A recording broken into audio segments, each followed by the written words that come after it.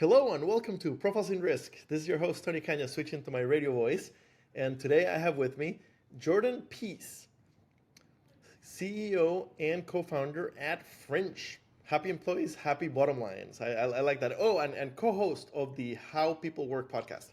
Uh, Jordan, thank you for joining me today. How's it going?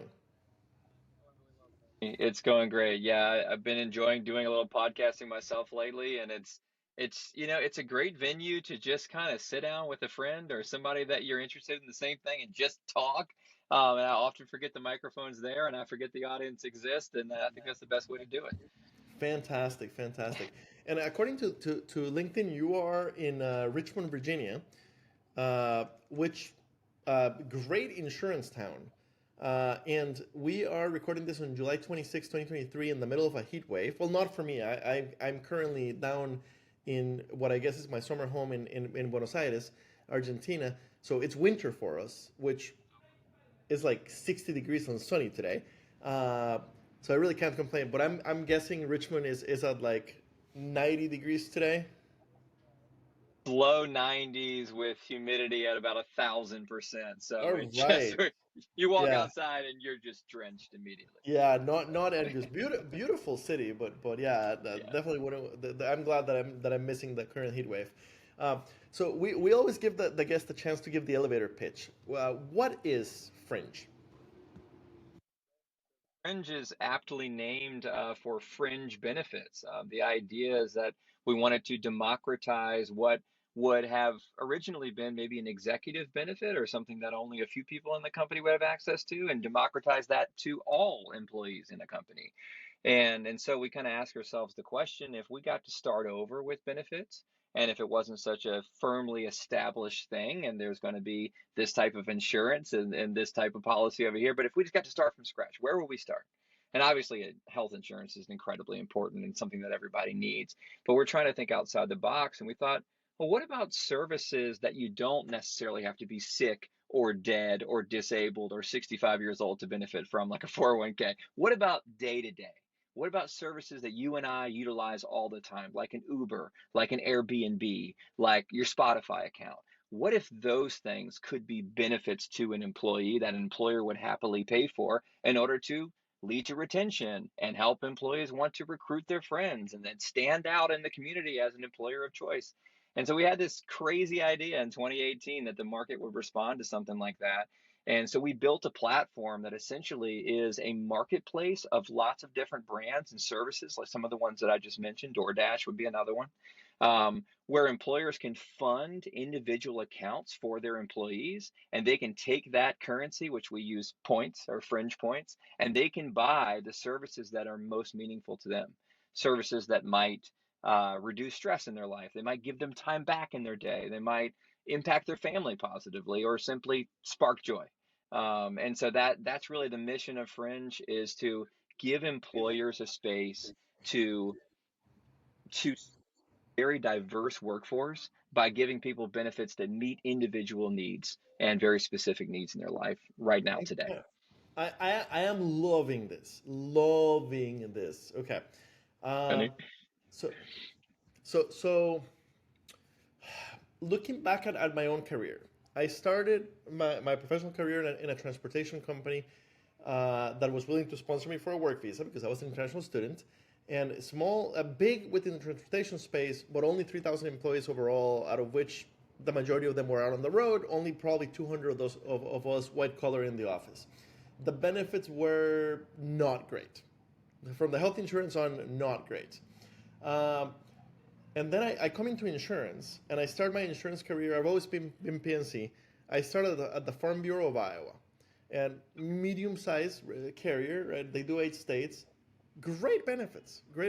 And the reason I bring them up is because this was back in 2009, and they had a buffet plan.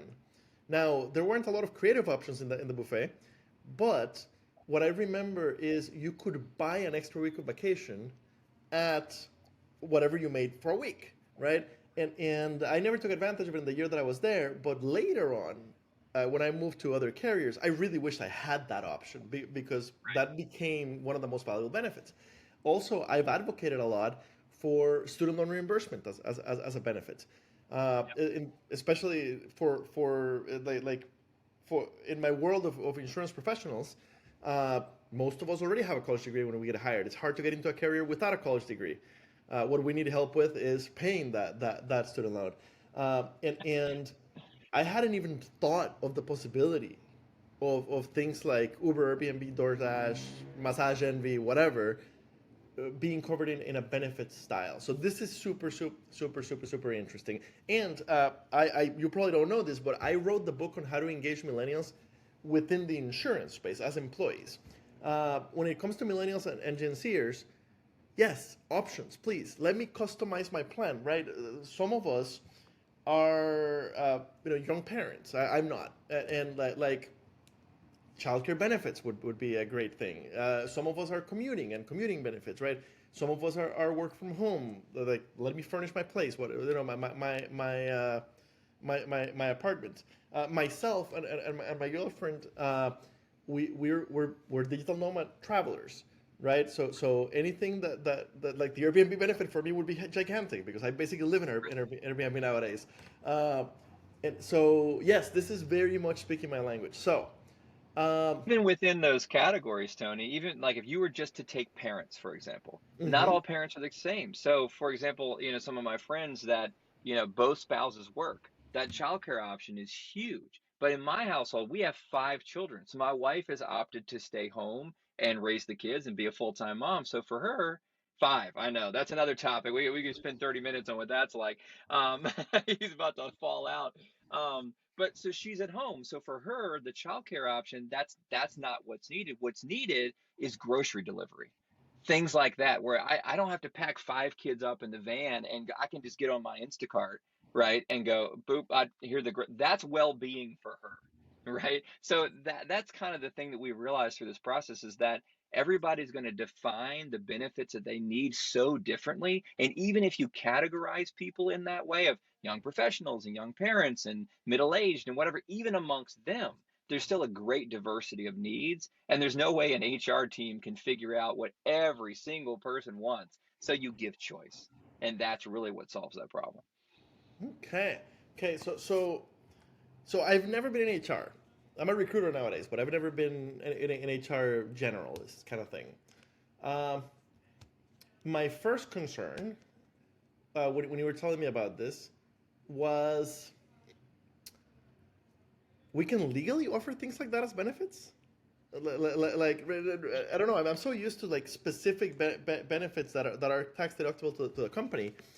Um, basically what I'm saying is why offer things like that as benefits instead of just like, hey, I'm gonna pay you more and use the money however you want. What's the benefit to the company in doing this as benefits?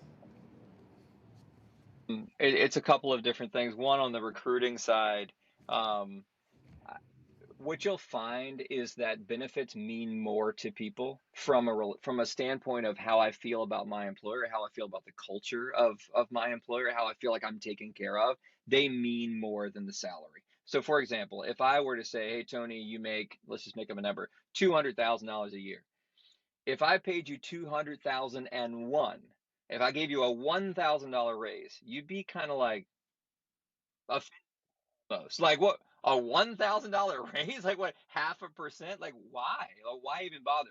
But if I said I'll give you $1,000 that you can choose to spend on Airbnb in the next year, that you can go out and travel the world with your girlfriend and see things and have experiences and like totally different mentality, right? All of a sudden that's me taking care of you, not me giving you some paltry salary bump and expecting you to be grateful for it. So it's really the perception of what those dollars or what those points in our cases, we kind of gamify it through the use of points. It's what they mean to the employee, and what they'll go and brag about to their friends, right? Because you're going to go tell everybody that I gave you $1,000 in Airbnb, but you won't tell a soul I gave you $1,000 raise because it's awkward to talk about, right?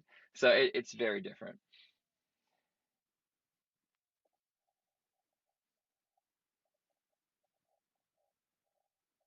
Psychologically, you're right, and I'm guessing that The whatever benefits I get are taxable, just like regular income. Okay. Benefits, yeah, they absolutely are. So typically, though, what our clients will do is they'll actually true up the employee in terms of their base pay in order to offset the Okay, taxes from the you're fringe benefits. frozen. Okay. Typically, what the clients do is what? I think we had a hiccup in the internet. Oh, I'm sorry. They will true up the employee's pay in order to offset the effective taxes from the fringe benefit. Okay. Perfect. Perfect. Yeah. Um, okay. So I'm looking at the website, and uh, I see that you have a brokers tab. So you do go through the broker channel. So lots of our listeners are brokers, probably more than PNC than benefits, but still, uh, why should brokers look at distributing uh, you guys? Easy. If you're a benefits broker, you know the answer instantly, which is your HR clients will come to you and ask you about one point solution after another, after another, after another. Do you have anything for fertility? Do you have anything for childcare? Do you have anything for student loan reimbursement? Do you have anything for wellness, reward and recognition? On and on and on and on and on. And so, as a broker, you've got to be aware of at least 10 different answers that you could give for each one of those questions, or you could answer Fringe to every single question because we offer all of those things in one platform. So it just makes it incredibly easy for a broker to gain a deep knowledge of one thing and then be able to talk about that and bring this special value to their client that, hey, I've actually have something that you can pay one fee and you'll get all of those things and your employees can choose, and I have a relationship with them and I know them and I can get you a deal. The whole thing just works really, really well with for the benefits brokers, as opposed to, God help them, trying to have 50 relationships with 50 vendors to try to aggregate one solution for their client when we've already done the aggregation. It's done. You just sort of sign up, set it, and forget it. Why didn't this exist before? I mean, I know back in 1995 it didn't make sense, but it looks like you guys have been at this for about 5 years. Uh, why didn't this exist back in like 2002 when I graduated college? Like it seems that we already had the technology. Technology was the problem. I think it was the generation that dominated the workforce, right? So Oh, I think that, right? I mean, I don't have to tell you, we, right? I we, mean, we yes, we can have that conversation all day. right, right. I mean, I think there's this mentality that work is just different than it used to be, right? There used to be work and there used to be life, and those were two very separate things. And at home is where I had all the relationships and the love and the family and all and the work was just labor, and I just got it done and I suffered through, and that was the mentality. And now everybody's about doing what you love, and if you love what you do, you never work a day in your life. And we're having families later, and we're having probably less local community than we've had before, at least in America. It's very dispersed. And for most people these days, which is very different than 50 years ago, their best friends are likely to be their coworkers, right? Or the people that they date are likely to be coworkers. The people that they end up marrying are likely to be coworkers, where it used to be people you met in your community in a 10-mile radius, right? And geography kind of dictated those relationships, and it doesn't so much anymore. So I think that employees are looking to their employer to be more than an employer. I don't just want a paycheck and then I do my job. I want a culture.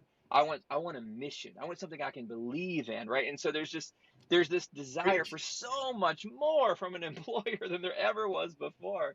And so I think, and also our generation, we grew up, we walked into a Starbucks and we gave a 17-word description of exactly the drink that we wanted, right? It wasn't, I mean, when our parents would, there weren't even coffee shops, but if there were, they walk in and go, "I'll take a large, Joe, thanks." There were no options, right? We are steeped in options from birth these days. And Yes, so you yes. refer to the buffet model, or some people call it the cafeteria model. I call what we do the Starbucks model. Everybody should be able to give a 17-word description of the, I want extra whip and I want oat milk and I want extra hot, and I that's what benefits are going to be in the future. And I think we're the first steps of many that are going to take us there. Yes, yes, yes. We Yeah. are both millennials and Gen Zers. we're the generation of extreme customization. Absolutely. Let me design my Nikes on NikeID.com. Let me monogram my iPhone and my iPad Mini, and you can even, I just noticed this yesterday. You can even monogram the Apple Pencil. Uh, yeah, it's ridiculous. Like mine is not, but Yeah, I was looking at getting one for my brother, yeah. and you can even monogram that. So yes, we are uh, the generation of mass customization, and it's taken forever for this to follow us into the workforce. And companies struggle with offering us the feeling of a customized career path, and customized benefits is a My great way.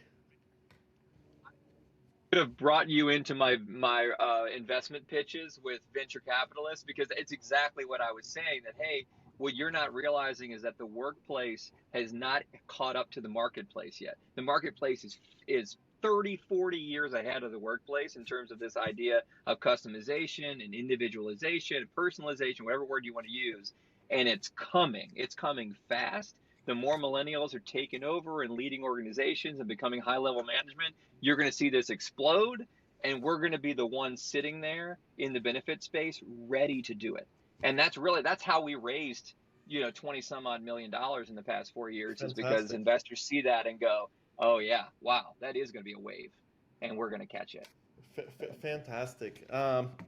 Fantastic. Yeah, love it.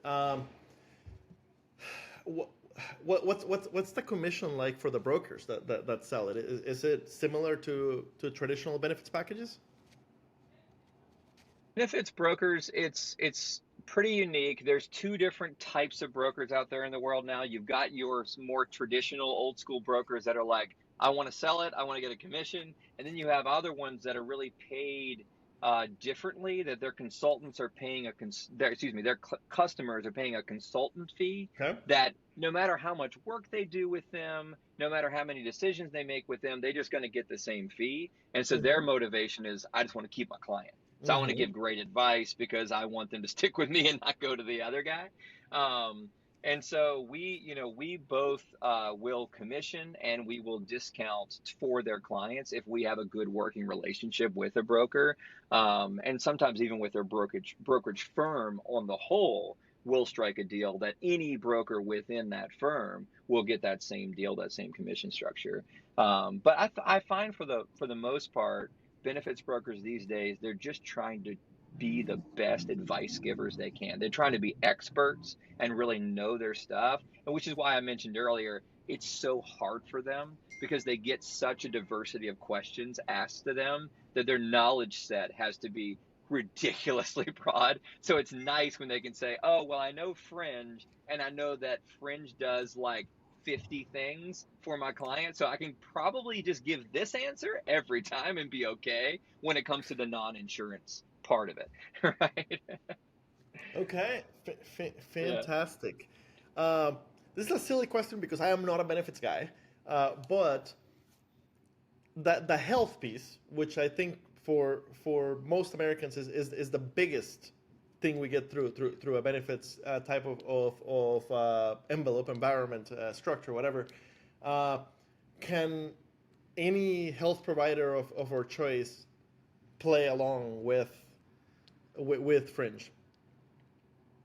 We really stay in our lane, and we understand that the insurance world is very well established with some big hitters and some big players, and so we don't really touch that. I think the ways in which we will often work together is that carriers will have wellness incentive dollars that they will give to their customers sometimes because they know if their employees are healthier, they're going to have better claims experience. Excuse me. And so we often are able to benefit from that, from the Fringe angle, to say, hey, we have all these wellness offerings on our platform. Ask your carrier for that wellness incentive, and you can apply that to our fee and to funding some of the benefits that we provide. Okay. I'm always curious about the origin story. How?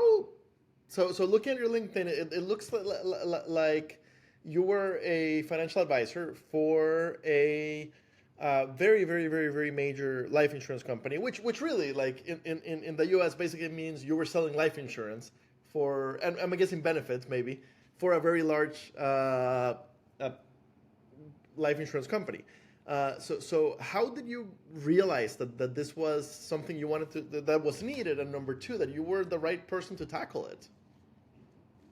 Honestly, when I was working for that carrier, You I don't can know if say the I'm name, supposed man. to say. Completely up Okay, to when you. I was working Yeah, for, no, I don't we mind can say saying. company names, no problem. Okay, cool. So I was with Northwestern Mutual for a little over 5 years, and that's really where I got my start in sales after doing nonprofit work for a number of years, and got to know the insurance industry from a standpoint of selling to individuals, right? So I was talking to, parents and other folks that are looking for to insure themselves against really catastrophic risk, death, namely, right? But also disability, and long-term care insurance were part of what we did. And as I went along in that career, I stacked on top of that all of the licenses necessary to sell investments. And so I started doing brokerage accounts and all of that stuff. And so really doing the whole financial planning service.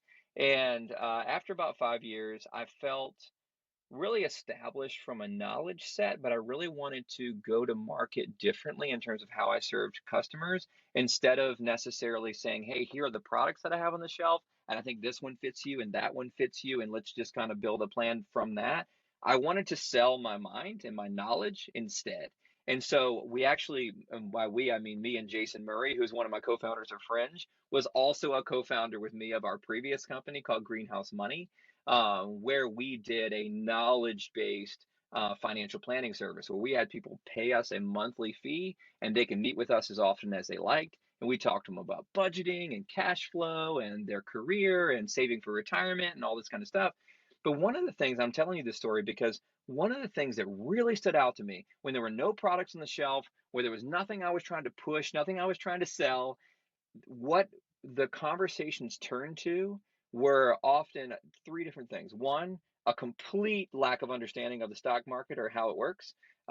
Two, a complete misunderstanding of how to budget and how to really manage your money day to day. And three, benefits.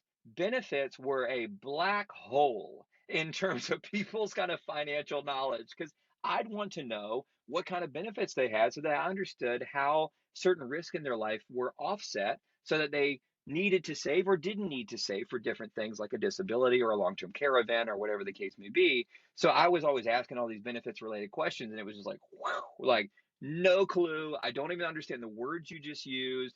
You're speaking in some sort of alien language, not like nothing, right? And so that really led me down this path where I'm like, and of course, being this like finance nerd that I've always been, I sat there and explained and explained and explained, and their eyes glazed over and they fell asleep half the time, and they didn't care.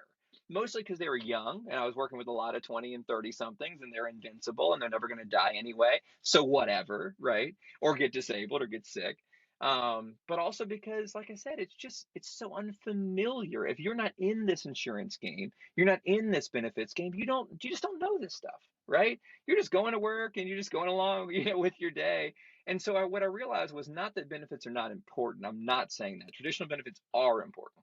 But what they don't do is they don't engender any loyalty and goodwill from the employee because they don't understand it, right? So you could spend 10 grand a year on my benefits. I'm never going to tell you thank you because I'm like, well, that's just what you do. That's what employers do. That's Yeah, normal, right? no, But no, no, no, no, not only that, sorry for interrupting, but I distinctly remember at different points in my career, especially early on, when I wasn't making a lot of money yet. I remember basically like large insurance company having the great idea, so some HR consultant having the great idea of, okay, not only should we tell Tony his salary, but we should also let him know the overall value that we're spending on him, right?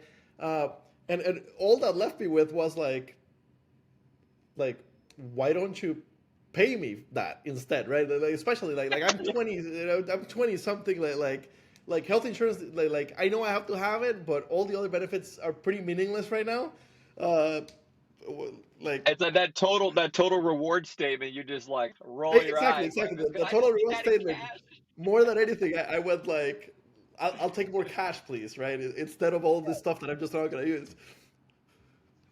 Entire premise behind a total reward statement is that people realize the same thing I did, that nobody appreciated their benefits. So the solution was, if we educate them more and we put their benefits value in their face, then they'll appreciate it. But to your point, it didn't work. It didn't work at all. In fact, it made things worse, right? And so I, recognizing all of those dynamics, I thought, what if there's a much lower cost but higher perceived value benefit that you could offer?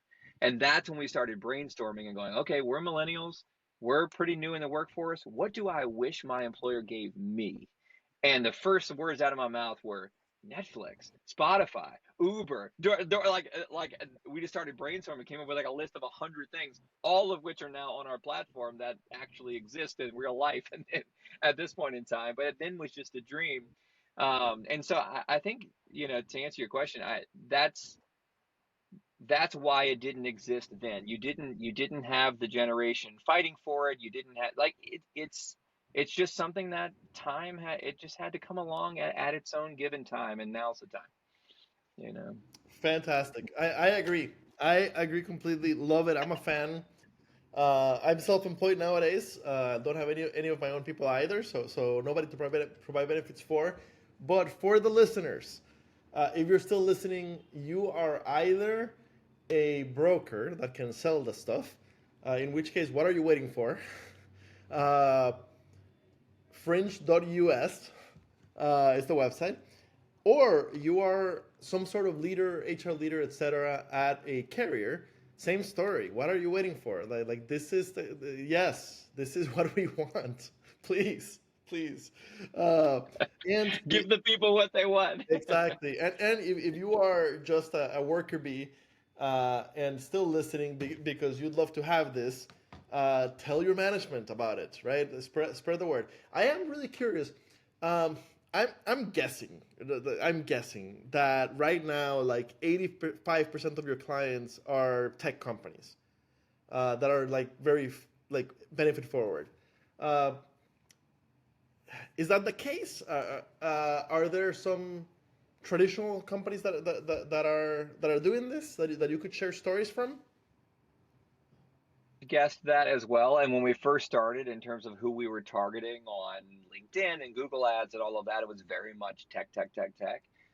We actually ended up with about only 50% in the technology space, which still surprises me because, to your point, that's where this benefits forward mentality is, because people are already paid so much money. It's like, how are we going to compete? Well, we got to compete with cool benefits and a Google campus with executive chefs and all that kind of stuff.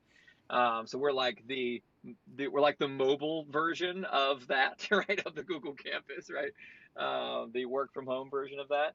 But I think that the difference was not the pay. It wasn't the color of the collar that you wore, whether white or blue. It was the generation entering the workforce and becoming predominant in the workforce. It was the same thing, no matter what the industry is. We've got construction companies that work with us. We've got accountancy companies that work with. We got doctors at hospitals. Like it, it's all over the place because you just have young people that are accustomed to choice, and they came to work and you said, do you want chocolate, vanilla, or strawberry? And they laughed at you because you're like, that's all you have? Like, where are the other 30 flavors? Like, where are my choices, right? And so I think it's a little bit more predominant in the tech space maybe, but it's really not only there. Attention, insurance companies, this applies to you. Attention, insurance carriers, this applies to you. This is what we want when it comes to benefits. Fantastic. Jordan, thank you so much for your time today. It's been a lot of fun. I'm glad that somebody's doing this. And I really wish you best of luck. And I hope that this keeps spraying like wildfire because, yeah, like give us benefits that actually matter to us.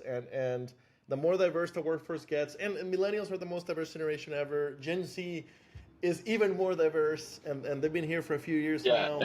now. Uh, and we're diverse in every possible way you can imagine, racially, national origin, LGBTQ status, etc., neurodiversity, etc., etc., etc. Yes, let us customize our package. Thank you. Thank you I very much love for your it, time Tony. today. Thank you, Tony. I really enjoyed it.